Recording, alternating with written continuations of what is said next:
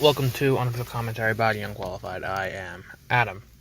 So it's a little bit of a departure from our typical way of talking about politics. We're gonna venture a little bit and talk about politics, but in a different light. So basically, everything is political. Every decision that's made, everything that happens, everything that impacts us is somewhat political, and we're gonna talk about business today. I did a little bit of a Twitter rant about this on Thanksgiving, and it's now Saturday after Thanksgiving, Black Friday, and the corporate, I don't even know what the right word is. It's like, basically what happens is, for those of you not in the States, Black Friday is the day after. We have a day called Thanksgiving. We do have some listeners outside of the country, so I feel like I should explain this. So, we have a day called Thanksgiving, and we gather with family, eat turkey, and watch sports, watch parades on TV, watch dog shows on TV. There's all kinds of things that specifically for Thanksgiving, and the point of it is to give thanks for what we have.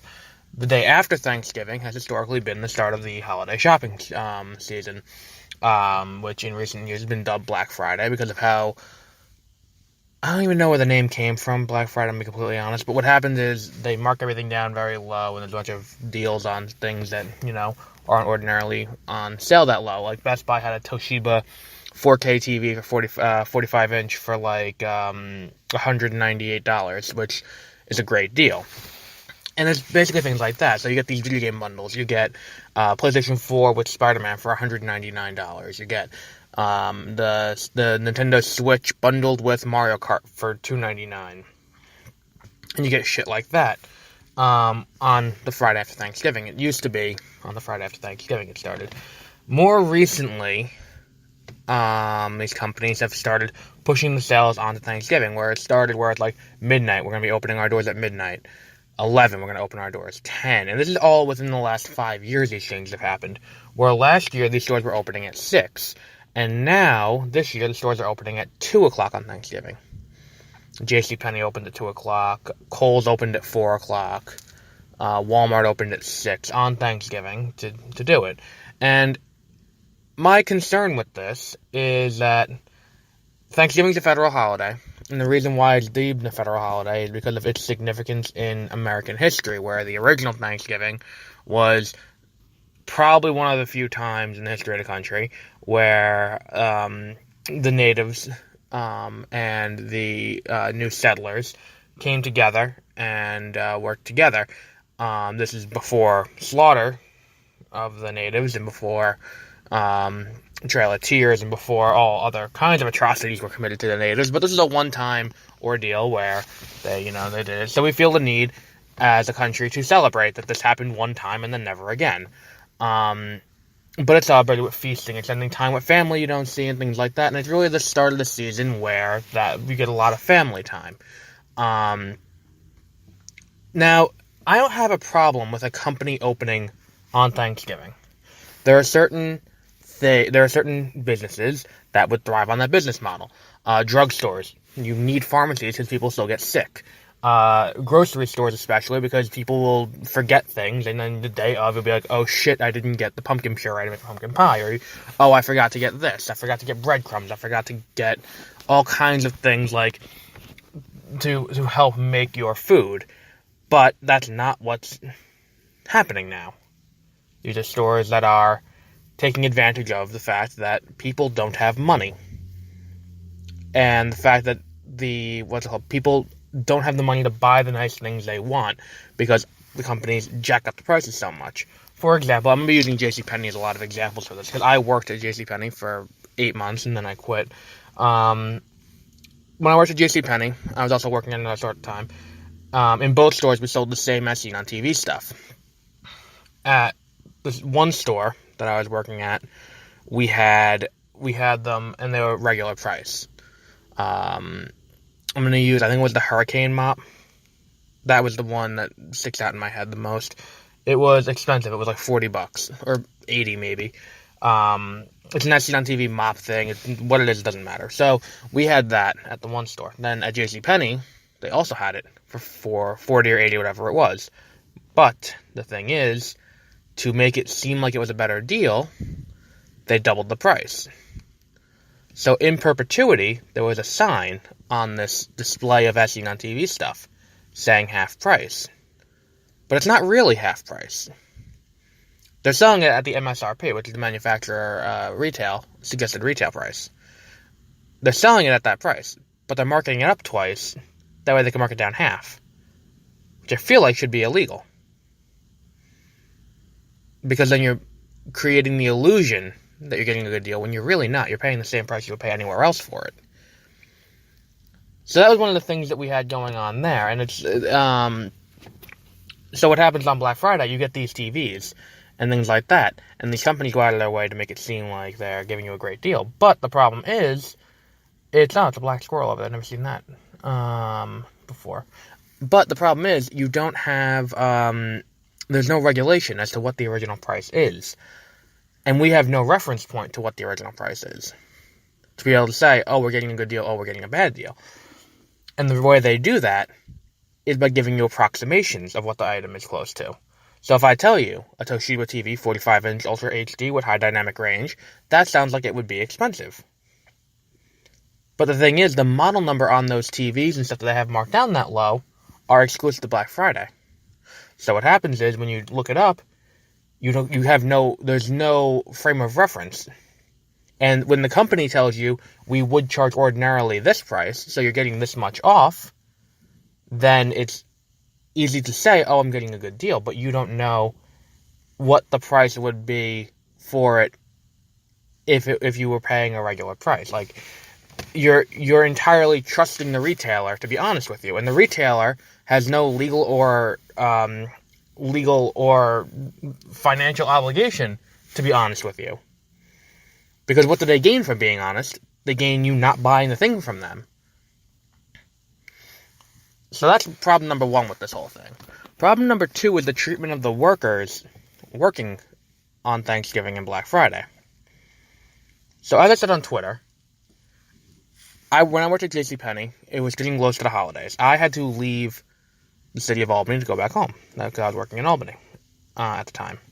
And I was going back home for the holidays, and it was a situation where it's like I was a choice and I could have canceled travel plans. This was a situation where we actually had to physically leave because we had to vacate the dorms. So I went to my boss, not my boss, the scheduling person, because there's an HR person who does the scheduling. I go to her and I say, I physically cannot be here. I have to go to, I have to go home. I physically cannot be on campus during the time that we need to be here. And she says to me, well, no, you have to work. You have to work. Everyone has to work starting at 6 o'clock on Thanksgiving. Otherwise, it's termination. You get fired. And here's my problem with this. I worked in the home department. We had about 10 people in the home department. Okay? Not including the 7 who worked kids, the 13 who worked men's, the 20-something who worked women's, the 15 or so who worked, what's the other department I was up there?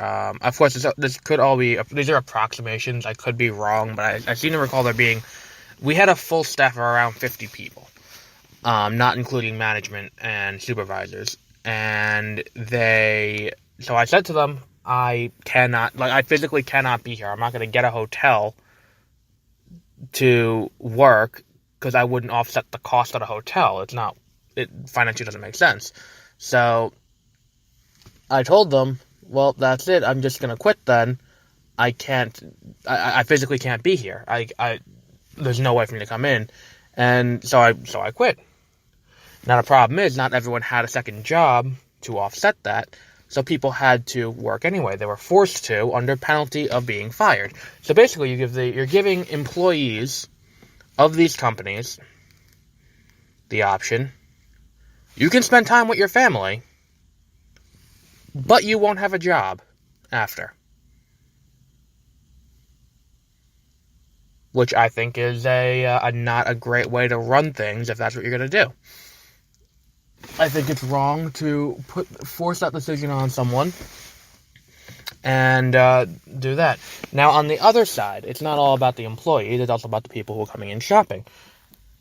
People who are coming in shopping on these times are people who ordinarily could not afford these really nice things. And it's like, let's be honest, a 4K TV is not something that you need. A DSLR camera on sale half price is not something that you need unless you run a business, for a photography business, in which case, yeah, you would need it. There are few and far between places where anything offered on Black Friday is a need, that you absolutely need to go out and get right at that moment.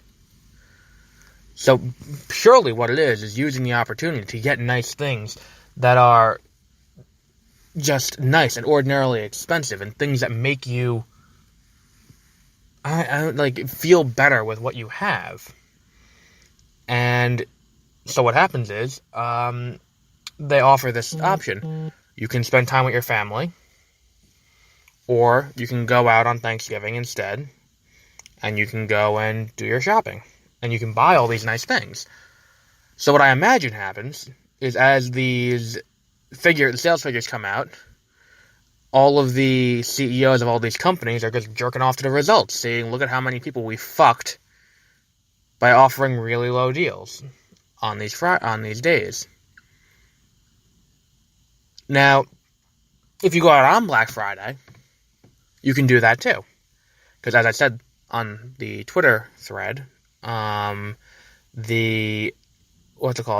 worst thing about it is they say doorbuster on the deal, which means if you get there early, you will get it, if you're one of the first in line. But what they also have in really fine print on the bottom is that sale runs through Sunday while supplies last. So you don't have to go on Thanksgiving, but someone else will. And someone else will get it, and you won't. That's the thought process that they're putting into you to get you to go on Thanksgiving to get it. So if no one went on Thanksgiving, and everyone went on Black Friday at business open, then what would be the loss? Everyone would get what they wanted, and then people wouldn't be forced to work, and you wouldn't be forced to choose. So the option is better if we did that. Now, another thing I want to bring up is that Black Friday has also fundamentally changed shopping habits. Let me use myself as an example. During the back half of the year, because of Black Friday, there are certain things that I will not buy because I know they're going on sale on Black Friday. So I think that certain movies, their DVD sales are hurt by Black Friday. Because now, think about it for next year. This is an example I made. Avengers Infinity War. That came out in May. The DVD came out over the summer. The DVD at release was $24.99. Usually you can get it for like $19 if you go on the week it comes out, because there's usually a sale the week it comes out. So if you do that, you can get it at not a great price, but a decent price. And $6.99 for a Blu-ray is really good. And so now, if I'm someone who isn't a collector, I just wants Infinity War on Blu-ray, then what incentive do I have to go buy it until Black Friday now, next year, when Infinity War Part 2 comes out? Or Avengers 4, whatever they're calling it. They haven't announced the title yet. What incentive do I have to go out and buy it? I heard someone saying that when I was in Walmart yesterday. That they bought Deadpool 2 when it came out for $20. And then it was on sale for $5, something like that at Walmart. And they're like, why didn't I just wait? And it's like, yeah, why don't I just wait? So this is going to hurt DVD sales long term, and the trends that companies look at for releasing DVDs are going to be impacted. So maybe movies that would have gotten a bump and gotten a better date and gotten more things coming out for it will be impacted, because now you're forcing people to put off on buying it until it comes out. So like for me, I wanted to Get Out, I wanted to get Split, I wanted to get Ocean's 8, I wanted to get A Quiet Place, but I didn't when they came out, because I'm not paying $25 for a movie I haven't seen yet, and I've just heard is good.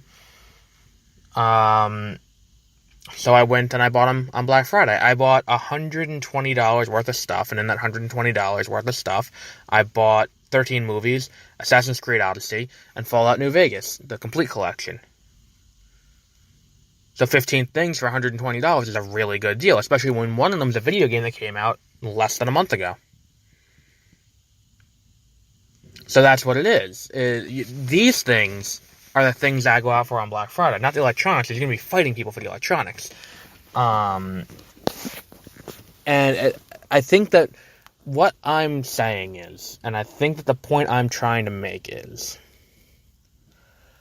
next year on Black Friday, we as a society, at some point between today, the Saturday after Black Friday, and the week of Thanksgiving next year in 2019, we should come together and say, we will not be going out on Thanksgiving. And furthermore, if you're a company that is forcing your employees to work on a federal holiday when they could be spending it at home, and the threat is you are fired if you do not come in, then that company should not be shopped at. Because that is majorly screwed up, and it's not fair to the employees or anyone that if it's that big of a deal for you that you need to be open on these days, send the executives who make these decisions down to man the stores. If that dollar is so important to you, send them in. Don't send people who are making, in New York, $12 an hour, minimum wage, to go in and do that. You go do it. Okay? That's the decision that needs to be made. That's what we need to do by next year. And that's what we're going to end off for today. I'm Adam. You can follow me on Twitter at AdamTaylor792. And we'll be back next week with some other bullshit that's happening in the news.